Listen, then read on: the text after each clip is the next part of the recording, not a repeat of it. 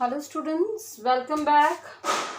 Now, today we are going to covering the another topic of the drainage system, that is the evolution of the Himalayan drainage. ठीक है, evolution of the Himalayan drainage. अभी तक बच्चों हम लोग Himalayan जो drainage system है उन्हीं को डिस्कस कर रहे हैं. ठीक है, हिमालयन ड्रेनेज सिस्टम किस तरीके का है, what are the major rivers. लेकिन हम इसे थोड़ा सा और पीछे लेकर चलते हैं.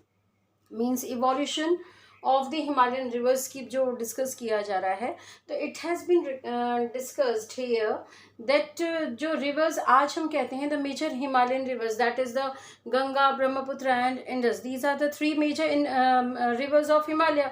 ठीक है, तो ये रिवर्स एक्चुअल में जो जोग्राफर्स हैं दे यूज टू कॉल कि ये रिवर्स जो है इनका जो पाथ आज है ये वैसे का वैसा ही नहीं था. यानी कि बहुत सालों पहले, मीन्स लैक्स ऑफ ईयर्स पहले इसका जो रास्ता था it was someway different path. ठीक है, और ये तीन रिवर्स में, हिमालय की तीन रिवर्स में ये डिवाइडेड ना होकर ये क्या थे, ये थे पूरे के पूरे, एक तरीके से हम कह सकते हैं that is only the one river. ठीक है, वन रिवर ही ये काउंट होती थी. It was moving like evolution of the Himalayan drainage में हम देखें माइटी रिवर्स लाइक शिवालिक और इंडो ब्रह्मा. मीन्स माइटी यानी कि वो जो माइटी रिवर्स हैं, ठीक है, जो हमारी सेक्रेड रिवर्स हैं, they were not moving in such a way in earlier period. It was moving like from longitudinal extent in this way from Assam to Punjab. ठीक है, हिमालय से इस तरीके से निकलते हुए it was moving from Assam to Punjab. That is वो यहाँ से निकलती हुई इधर को यू टर्न लेती हुई और finally it was reaching to the lower Punjab. Lower Punjab में that the region gulf of Sindh में जाकर वो अपना वाटर डिस्चार्ज किया करती थी. यानी कि ये जियोलॉजिस्ट का मानना है कि at present if we are describing the three rivers of Himalaya, that is Ganga, Brahmaputra, Indus, but before after the inventions of the after the formation of Himalaya इस तरीके की ये तीन रिवर्स नहीं बहा करती थी. इन तीनों का एक ही सोर्स होकर ये तीनों इस तरीके से इस पाथ से होकर निकलकर from east to west move करके लास्ट जो है ये गल्फ ऑफ सिंध में अपना वाटर डिस्चार्ज करती थी, जो कि लोअर पंजाब, जो आज पाकिस्तान में पंजाब है, लोअर पंजाब के पास एग्जिस्ट करता था. ठीक है, next is finally discharge evidences. हमें एविडेंसेस जो मिलते हैं, मतलब ये जो बात हम आपको बता रहे हैं, some evidences has also been there like continuity of Shivaliks and deposits. Mean Shivalik ranges के जो कंटिन्यूटी पार्ट्स हैं और वहाँ पर जो डिपॉजिट्स हमको मिल रहे हैं अलग अलग रूप में, वो सभी कहीं ना कहीं हमको ये एविडेंट दे रहे हैं yes that these rivers were togetherly combined once upon a time. ठीक है, नेक्स्ट हम देखते हैं that is dismembered due to the course of time. Means तो फिर ये अलग कैसे हुए, किस तरीके से ये अलग हो गए, तो हम ये कह सकते हैं dismembered of these three rivers. क्यों अलग हो गए वन में से, because of some physiographic reasons. ठीक है, फिजियोग्राफिक रीजन्स किस तरीके से होंगे, like Indo Brahma dismembered into the three rivers, that is the Indus, Ganga and Brahmaputra.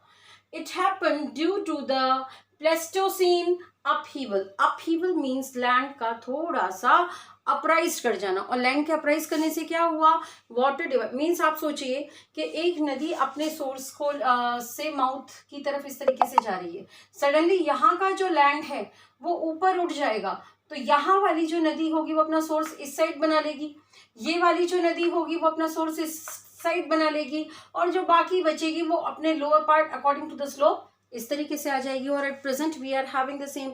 So some upheaval, land का ऊपर उठना.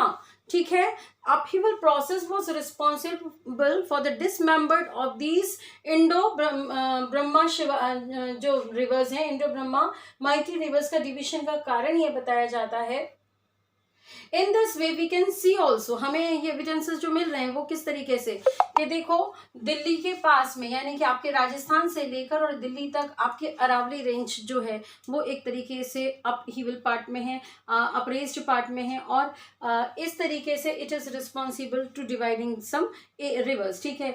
और अदर देन दिस यहीं पर अरावली रेंज के साथ साथ दिल्ली रेंज, ये जो पार्ट उठा हुआ है ये अरावली रेंज का ही पार्ट कहलाता है, ये पोटवार प्लेट्यू भी कहते हैं इसको, ठीक है। तो that is the important thing कि वो अपराइज्ड है ना। तो अपराइज्ड होने से क्या हुआ, इंडस का वाटर इस तरफ को मूव कर गया और गंगा का आपका इस तरह के। तो here we can say that uplift of Potwar plateau like Delhi ridge is responsible for the separation of Indus and Brahmaputra river। जो आज हम इंडस और ब्रह्मपुत्र रिवर कह रहे हैं उनके पानी के डिविजन के लिए पोटवार प्लेट्यू जिसे हम दिल्ली रिज भी कहते हैं वो रिस्पॉन्सिबल है। आपको ये ध्यान रखना है, यानी कि इंडस और ब्रह्मपुत्र जो रिवर्स हैं वो किस कारण से सेपरेट हुए, because of the Potwar plateau, in bracket we can write the Delhi ridge also. Because of this जो आपकी पुरानी थ्योरी चली आ रही थी कि ये रिवर्स कभी एक साथ बहती थी वो अलग हो गई बिकॉज ऑफ दिस फीचर, ठीक है। Next is the Malda fault, another feature we are having Malda fault. Malda fault is responsible for the division of the river Ganga and Brahmaputra। As you know, Malda fault कौन सा था, जब हमारा गोंडवाना लैंड जो ये part था ये ऊपर की तरफ आ रहा था, तो ये जो पार्ट है आप लोगों का ईस्टर्न पार्ट, ये पार्ट टूटकर अलग हो गया था। टूटकर अलग होने से क्या हुआ, यहाँ वेस्ट बंगाल के पास में राजमहल हिल्स के पास में एक गैप आ गया। वो गैप क्या कहलाता है, वो गैप का नाम है मालदा फॉल्ट, ठीक है। ये आपको कई बार मैंने समझाया है, मालदा फॉल्ट और मालदा गैप, ठीक है। हम इसको कहेंगे मालदा फॉल्ट और मालदा गैप।